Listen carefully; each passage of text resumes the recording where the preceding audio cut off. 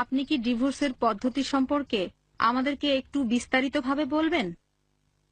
বোন প্রশ্ন করলেন যে ডিভোর্সের সঠিক পদ্ধতিটা কি।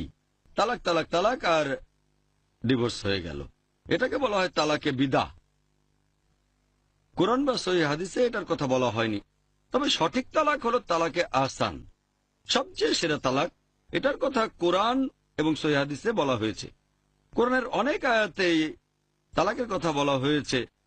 সূরা তালাক 65 নম্বর অধ্যায় 2 থেকে 7 নম্বর আয়াতে আছে। সূরা বাকারা 2 নম্বর অধ্যায় 228 থেকে 242 নম্বর আয়াতে আছে।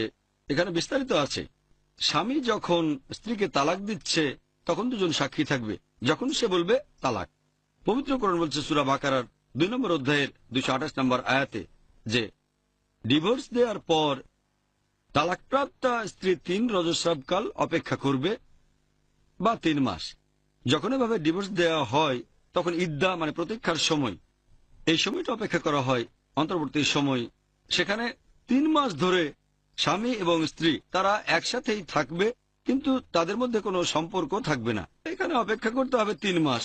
আর এই 3 মাসে যদি স্বামী স্ত্রীর মনোমালিন্য কেটে যায়, মতের মিল হয়, তাহলে স্বামী স্ত্রী হিসেবেই বসবাস করতে পারবে। আর যদি আলাদা হয়, ধরেন 2 বছর পরে স্বামীর মনে হলো যে আমি ভুল করেছি, তাহলে আবার একই মহিলাকে বিয়ে করতে পারে। পবিত্র কোরআন বলছে সূরা বাকারা 2 নম্বর অধ্যায় 232 নম্বর আয়াতে, মহিলারা তাদের প্রাক্তন স্বামীকে বিয়ে করতে চাইলে বাধা দিও না। তার মানে মানুষের মধ্যে ভুল ধারণা আছে, যাকে ডিভোর্স দেওয়া হয় তাকে আর বিয়ে করা যায় না। তারা বলে যে এখানে করতে হবে হালালা। হালালা কি জানেন?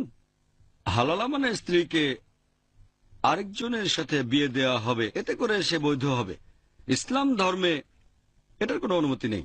ইসলামিক নীতি অনুযায়ী কোরআন পড়লে দেখবেন প্রথমবার ডিভোর্স দেওয়ার পরেও স্বামী এবং স্ত্রী আবার বিয়ে করতে পারে ইদ্দার সময়ের পরে। তবে তারা নতুন নিকাহনামা, নতুন মোহর অনুযায়ী বিয়ে